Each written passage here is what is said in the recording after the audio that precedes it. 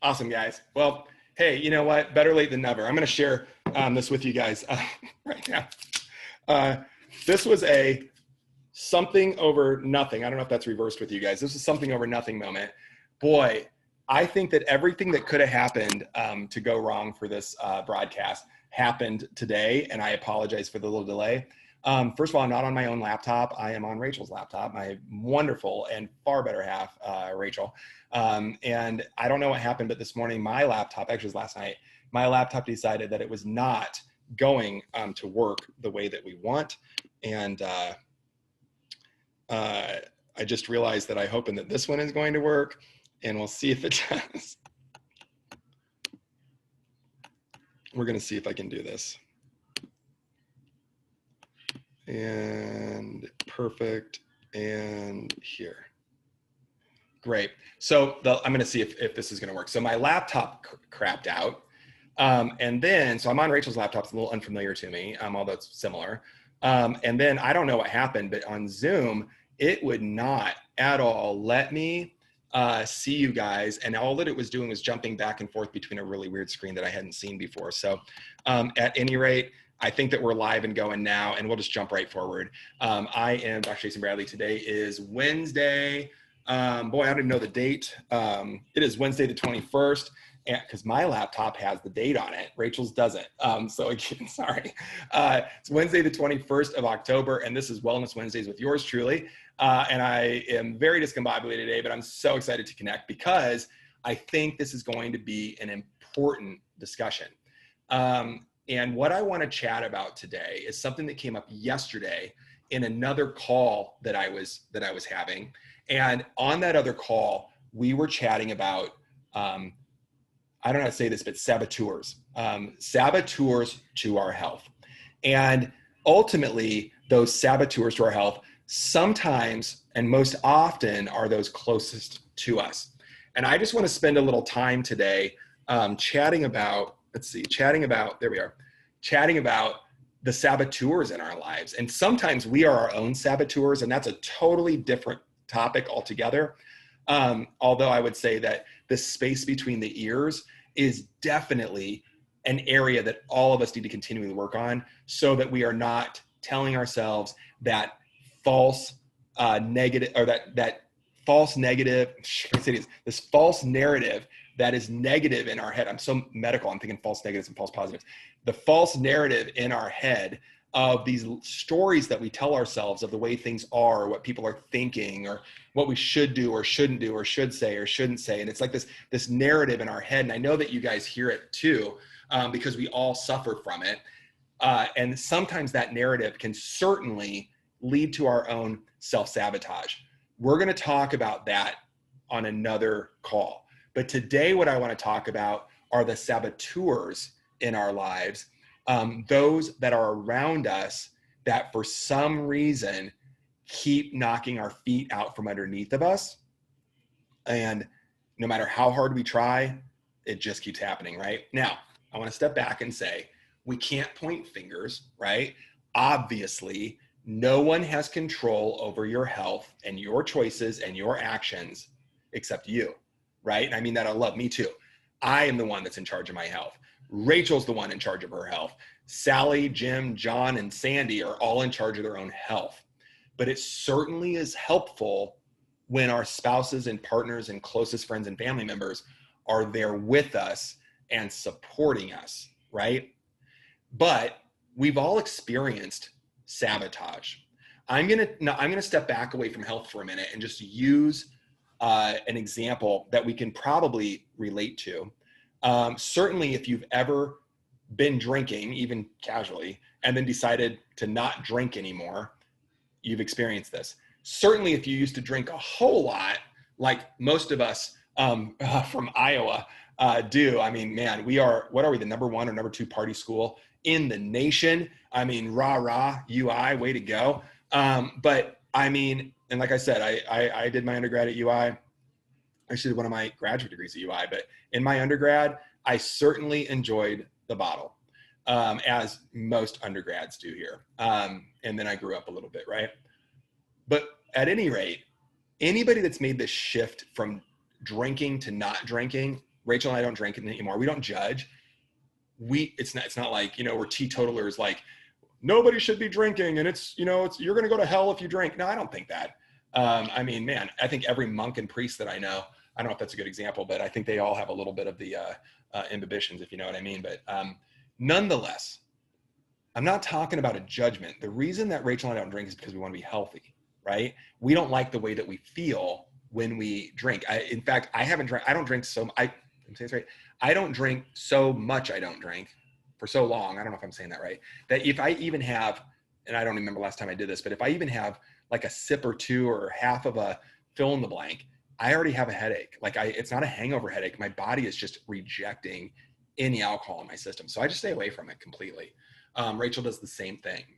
I think a lot of us with chronic illnesses end up finding that alcohol is not our friend, and that we really need to work on detox pathways instead, right? So here we are making a healthy decision. We're not walking into parties. We're not walking into, lounges, bars, bar restaurants, whatever, wherever we're socializing pre-COVID, right? We're not walking in and saying, hey, everybody, we're here, put down your drinks and don't serve us alcohol either. We just want water and that's what we're going to drink, right? We don't do that. We just drink water, right? For the most part. It's not true, but I'm going to lead you guys there.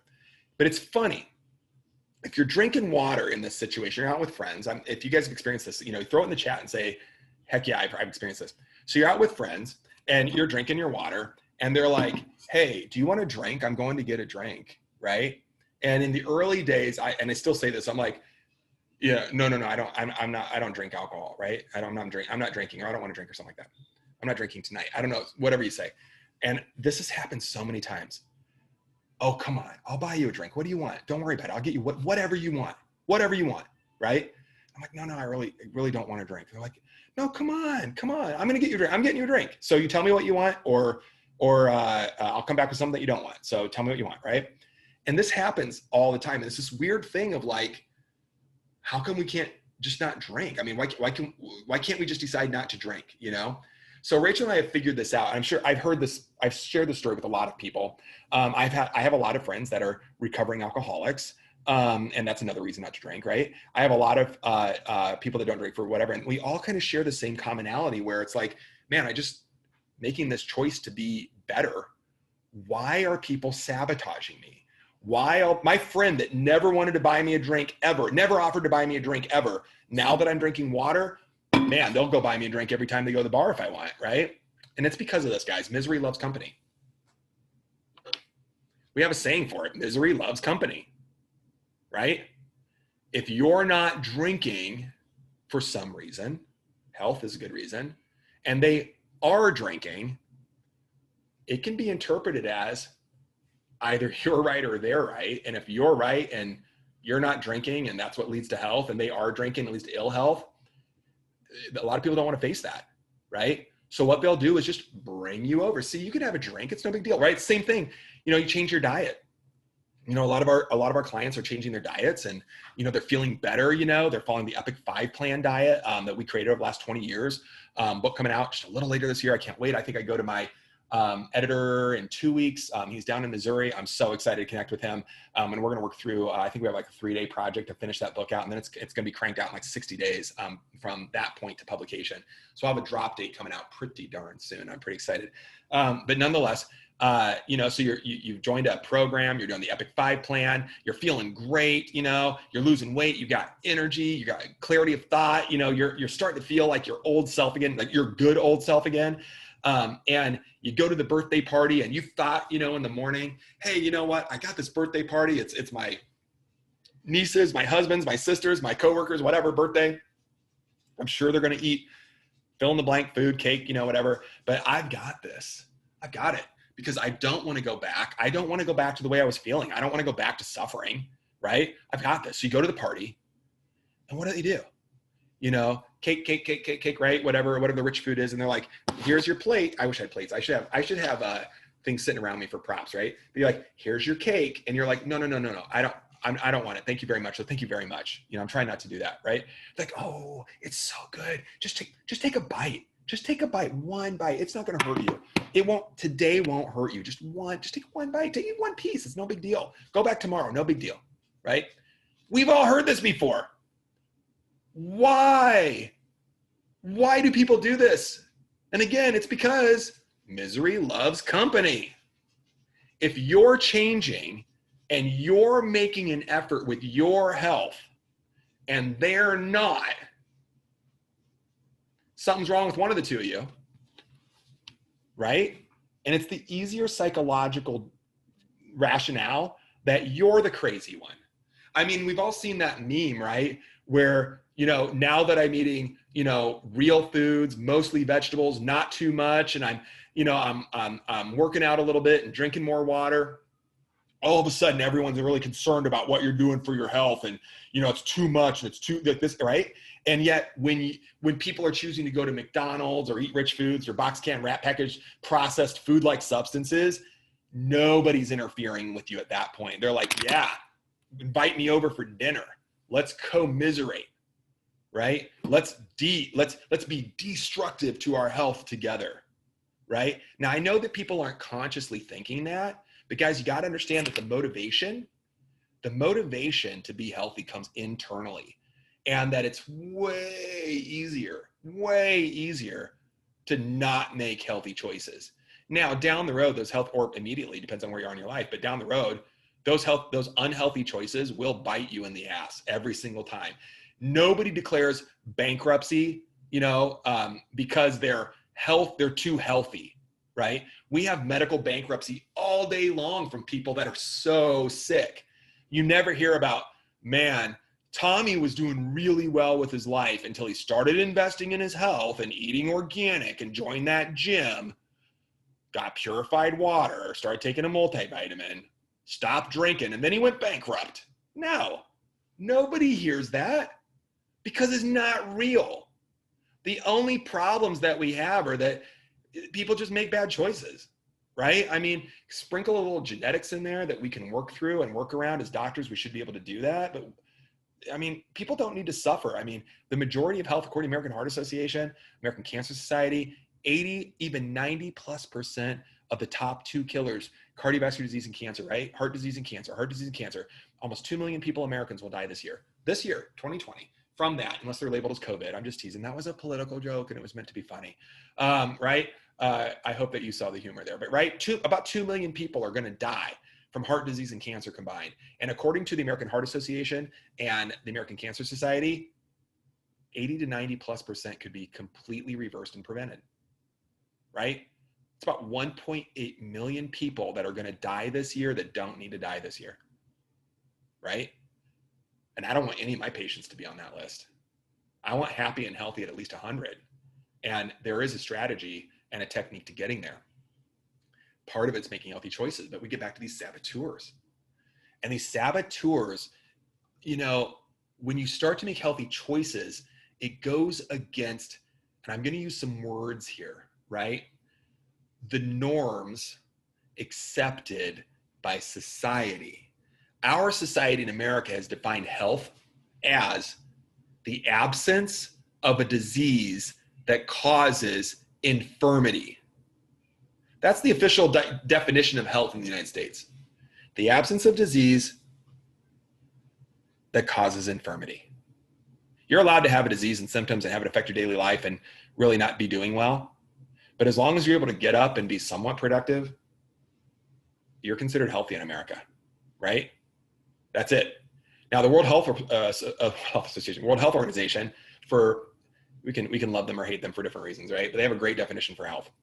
It is, health is defined as the optimum physical, mental, social, spiritual, emotional, chemical, if I said physical well-being, and not only the absence of disease and infirmity. So again, they say health is defined as the optimum, physical, chemical, mental, emotional, spiritual, etc., intellectual well-being, optimal well-being, and not merely the absence of disease and infirmity. And in America, we've constructed the most expensive, least effective medical system around getting people to just not have a disease that causes infirmity. And somehow the rest of the world measures health here, we measure it here, and yet we're the most expensive healthcare on the planet. people going bankrupt because they can't afford to pay their medical bills because they're so sick, because we've created a norm around a level of health that's bullshit, right? Think about it. If we had a real healthcare system, don't you think it would be more than based on go to the doctor when you're sick, get a drug, high five, call me in the morning if it doesn't work? Don't you think that we'd have a different outcome if we looked at health and really had our doctors digging into health and helping change the norms of society, instead of having, the standard American diet, which is box can, wrap, package, processed, high calorie, low nutrient content that totally makes us sick, that everybody on the planet, every scientist, every doctor on the planet knows we are eating ourselves into the grave. It's causing cardiovascular disease. It is causing cancer. It is causing flare-ups of autoimmunity. It is causing us to go to the doctor for symptoms related to these things, right? Then we get put on meds that also properly practiced medicine is the third leading cause of death in this country. 400,000 people a year die from going to their doctor and following their doctor's advice because, again, all that we're doing is waiting for people to get infirmed, that they finally go, and then we need aggressive care, and then we kill people. And again, we go back to the journals, the Circulation Journal from the American Heart Association, the Journal of the American Cancer Society, saying that 80 to 90% of what we die from overwhelmingly in the United States could be prevented or reversed with proper counseling on hydration, diet, movement, stress management, and sleep, which is what the Epic 5 is, right? It's frustrating to me. I know we have clients in other countries, and it's not perfect there. Man, believe me, I've spent some time with the NHS in the UK, and we have some clients over in Europe as well. And even in Australia. Boy, I could start listing the countries. Canada. Should I keep going? Okay. Anyway, I did have some Russians and some Chinese people for a little bit, but not anymore. They've moved away since then. But at any rate, I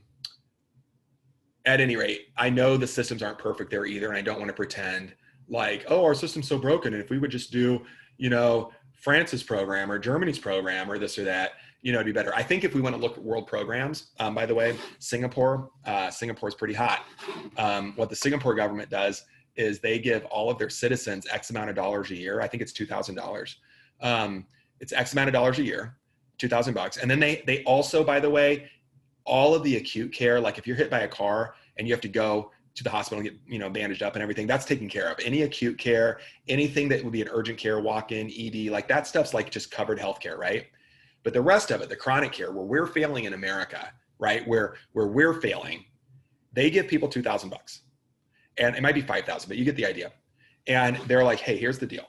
You get $2,000, you can spend it or not spend it any way that you want, but it has to cover your chronic care. That's just what it has to do. And you're allowed to save it. You're allowed to bank it. You're allowed to roll it over. You can spend it any way that you want. And so what's interesting is in Singapore, we actually see the cost of medical care coming down because we've moved into a free market, right? Where instead of insurance and the government paying for everything, people have $2,000, right? And if you're like, well, in Singapore, no. In Singapore, $2,000 is probably about $1,800, meaning that their economy is stronger than ours.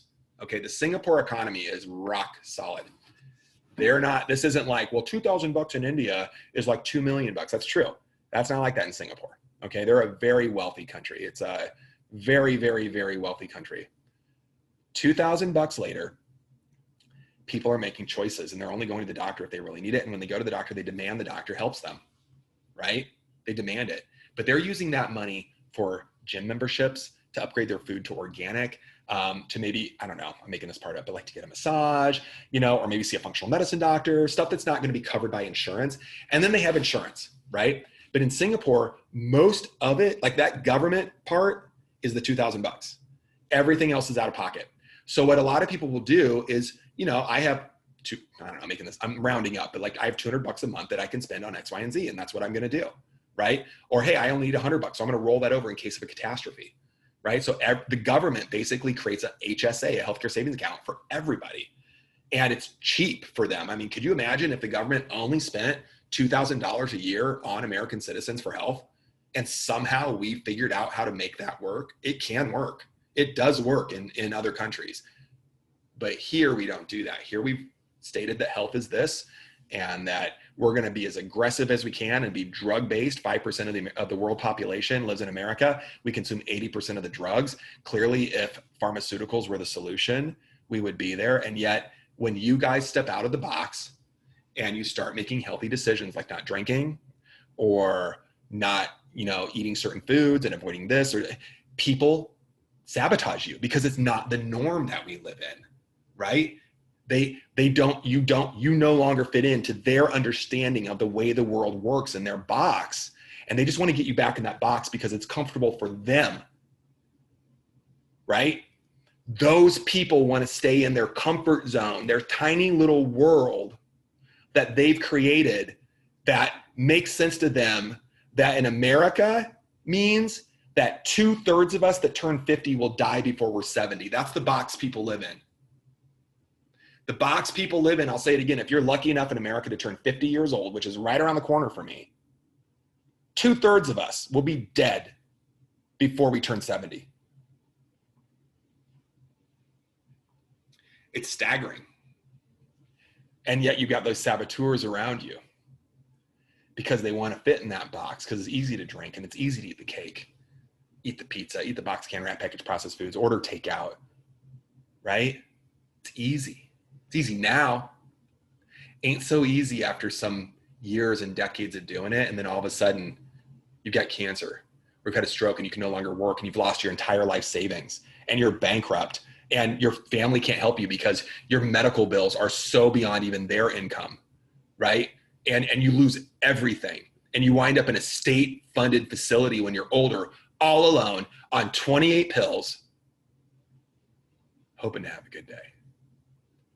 So when people want to buy me a drink, out of being nice, or people want to feed me that cake, or I just got to try one bite of it, I know deep down, I don't need that. I don't want it anymore. I will never go back to my state of poor health. I will never do it. I will never do it. I will never do it. When you've been there and you've gotten to the other side, like I have, like Rachel has, like our clients do, you'll never go back. And the power of those saboteurs goes away. There's no more influence that they can have on your life because you own you. You own your health. You own your destiny. You own your choices. And there's no better place to be, right? So I want you guys to know that it's hard enough anyway. I mean, you can go to the best health food store in the world, spend $1,000 and walk out with junk food, right? You guys know what I'm talking about, right? You can go to Whole Foods, you can go to Trader Joe's, you can go to your local co-op, wherever you want, and walk out with the best pastries and sugary this and rich this and this and that and the other thing. It's not, just because a health food store just because organic doesn't mean it's good for you, right?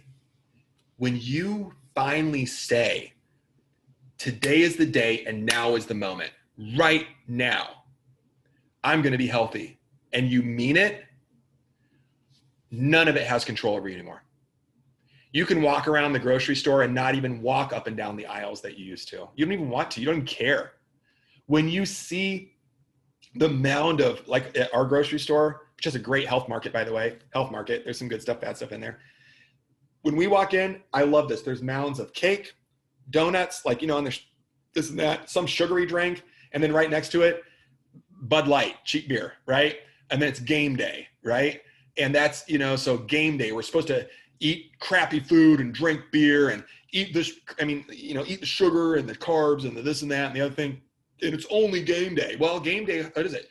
Friday night lights, Saturday college, Sunday pro, Monday night this, right? How many office parties are there going to be? It's just today. It's just this one time's not going to hurt you, right? Well, there's an office party every day. I mean, depending on the size of your company. I mean, our largest that we ever had was 18 people employed by myself and Rachel. Boy, I'll tell you what, that's a team. When you don't know business, when you're not a businessman and you've got 18 employees, that's a fun game, let me tell you. We're down to 7 now. And I love my team, but I really like my size of 7. We are going to add 1 or 2 or 3 more people and probably pop back up to 11 or 12, but nonetheless, smaller team, right?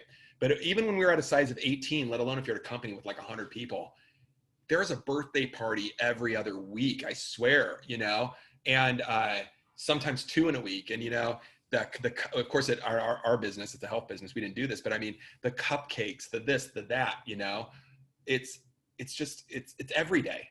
And then sprinkle in family members, right? Friends and family members with birthdays, anniversaries, things to celebrate.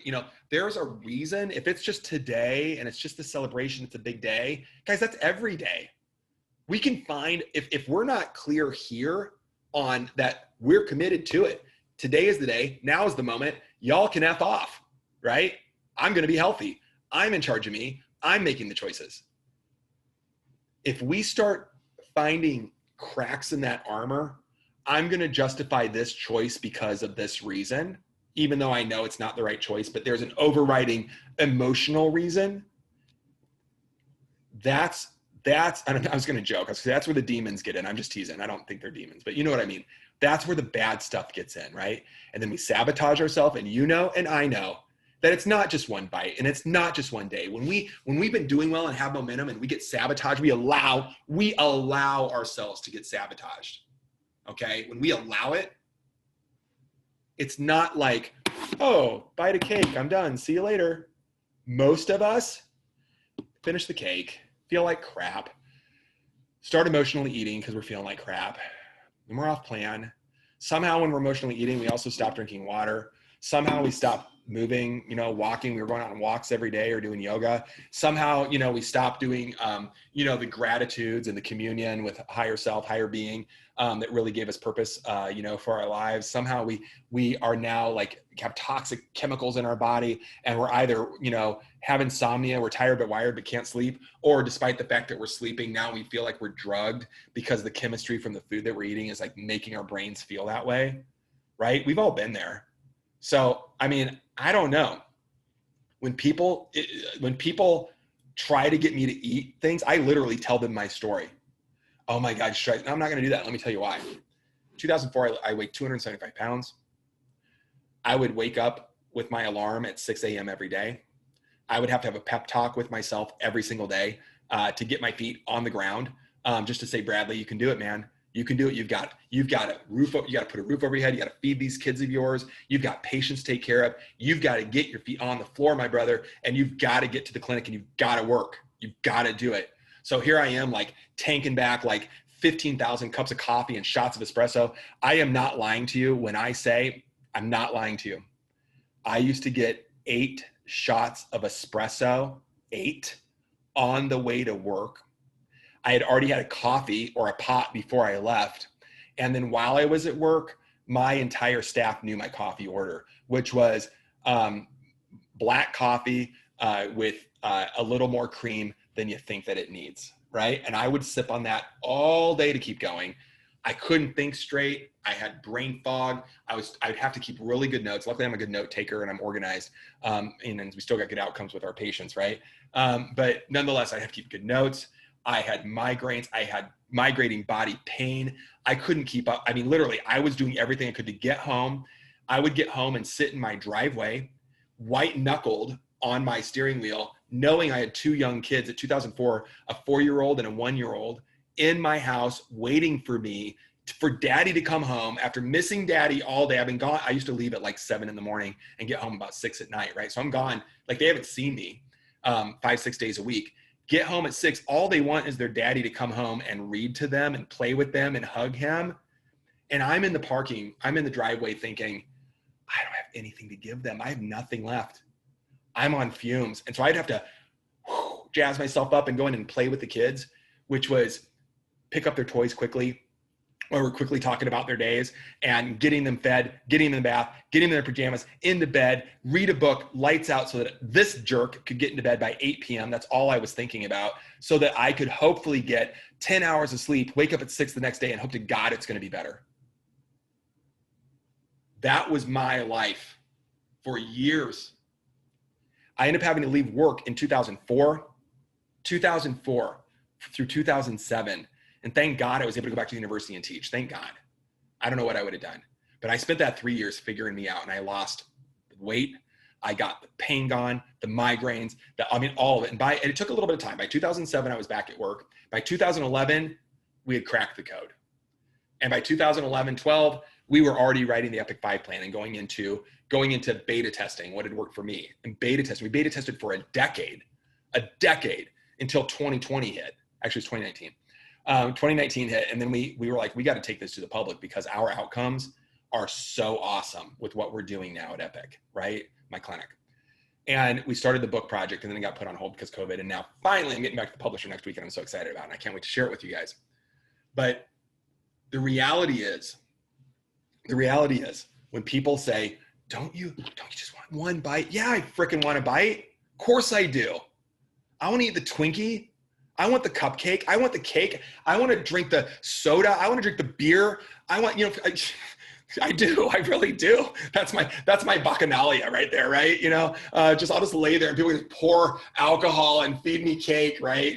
With the little cupids and muses, anyway, I'm just kidding. But, we all want it. There's very few people that don't want that. And God bless them, those jerks, right? But the reality is, of course I do. But I'll never, ever, ever go back to the way I was.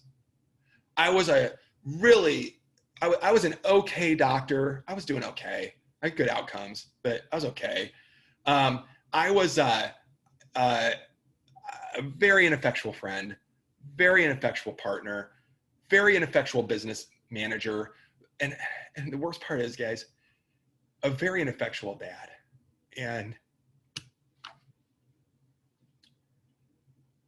I will never, ever go back to that. The people that count on me deserve me to be my best. The people that count on me, my friends, my family, my patients, my clients, my clinics that we consult with, my doctor friends that come to us for guidance, our group of diehard entrepreneurs that want to change the world somehow with our projects, and we come together, they all count on me, and I can't let them down. I gotta be my best, right? I gotta be my best. And I don't need that alcohol. I don't need that cake. I know it's not my best choice. So the saboteurs mostly, they just don't know any better. They're in the norm. They're in the box. It's uncomfortable to them that you're outside the box, and they don't know why. They don't know why they're uncomfortable. They just want to buy you that drink because if you can just have a G&T with a lime, if you can just do that, then you fit back in their box and everything's okay. And if you can just have a bite of that cake, or even better, eat nothing but carbs for the rest of your life and get morbidly obese and die of diabetes, thank God, because you fit in the box and it makes sense, because that's what we do in America, right? You got to understand that all of this is subconscious. And I would just say that we just got to get in that headspace, find that narrative that's real. Find that narrative that speaks to your heart, that says, I will not go back there. I will make healthy choices. If not for myself, then for others that count on me, right? Find that narrative. Write it out. Write it in your handwriting. Write it out on a piece of paper. Write that out and then post it everywhere. Post it by your bed. Post it in your closet. Post it on in your bathroom, on the mirror. Post it in your kitchen, on the fridge. Post it in your car. Post it at your work cubicle or your workspace, right? Post it everywhere until you own it. It's like, that is you. Your driving intrinsic factor, your intrinsic motivation is this thing, and you own it and you've nailed it. And there ain't nothing on this planet that's going to come between you and that commitment, right? And until we find that thing, those saboteurs, like I said, they'll find cracks in the armor, and just like those demons, they're going to weasel right in there. Again, I'm using that as whatever. They're not demons, but you know what I mean? They kind of weasel in there, right? And then we got to deal with it, right? And a lot of times when they weasel in there, it's like we got to take off all the armor, cleanse it off, strip back down to nothing, and then start putting the armor back on, right? I call that hitting rock bottom, right? Go down to nothing and then rebuild. And I don't want you guys to do that. We don't have to do that. we can make the decision right here, right now. This is the moment, right now. Right now. There's no better time than right now to do this. And just to let you know how seriously I take this, I'm going to share something with you. And it's really personal, and it's actually a tattoo. So if this is rated R, so no, I'm just kidding. It's PG. It's a tattoo. It's not that risque. I want to show you what I have, and this is how seriously I take this. And I hope this translates. Yeah. So this is, first of all, my bluebird of happiness. I have this flying out of me to remind me that happiness comes from inside, guys. My happiness comes from inside, and then I'm sending it to you. It's flying out of me to you, but my happiness comes from me, not from the stuff around me, not from the people around me, not from the stuff I own. My happiness is intrinsic, right? My value is in here. Your value is in there. Ain't nobody can take that from you. Okay? And then down here I wrote, be here now. Be here now. And I get to look at that. So that's facing me, right? I get to read it. And this reminds me, this is the time. This is the moment right now. The past doesn't matter because I'm here. Whatever happened in the past led me here, this moment. And I get to now create my future. I don't have to worry about the future because it hasn't happened yet. So there's no anxiety. I just have to right now be here and make constructive choices for my health and my life and my family and my future and my finances and all that right now so that my future looks bright. This is the moment. This is the time. There's no better time than right now. So guys, I got to sign off. I got started a little late, got to end a little early. I'm going to be jumping over today to our Epic 5 Plan community. And we're going to be chatting about saboteurs again. Actually, health coach, the premier health coach, Natalie Smith and I are connecting, and she is going to chat about how she coaches the people being sabotaged, right? And I can't wait to hear what she does. She's brilliant. I was on a call with her earlier today, and I got a little riled up like I do. And she said, Dr. Bradley, can you just breathe? Just take a really deep breath and let it out.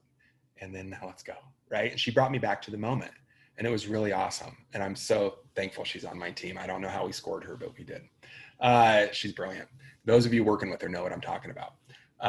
And that's not to discount our other coaches, Dan and Casey. I mean, we have some amazing coaches, but today I'm going to spend some time with Natalie, and we're going to chat about this from a health coach point of view. And I hope you guys can catch us there. It's on the Epic 5 community. It's on Facebook. It's free. And you should join if you're not a member. And if you can't find it, just go to my page, and I'm sure there's a link to it somewhere. So do that. And we're going to chat more about this. And actually, it's part of in context of this week-long super detox, where we're looking at detoxifying soups and what that means. And we've had some good recipes coming out already.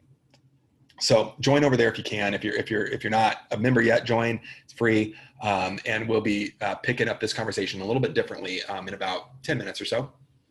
And then also, if what we talked about today, like, really affected you, I really mean like triggered you, right?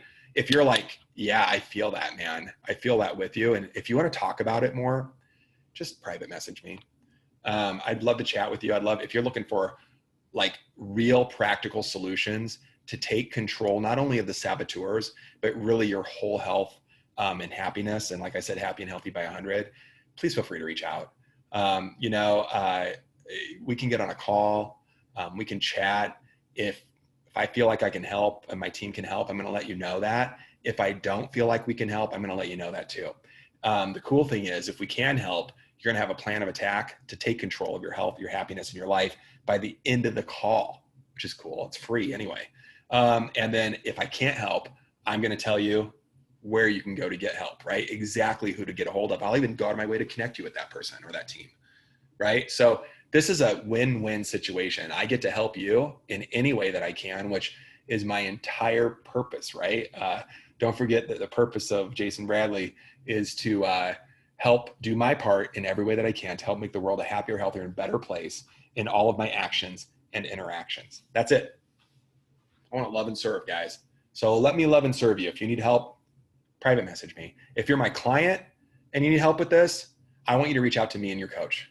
Okay. And you know how to do that. Go through the portal, private messages there. If you're not my client, social message me, text me if you have it. That's fine.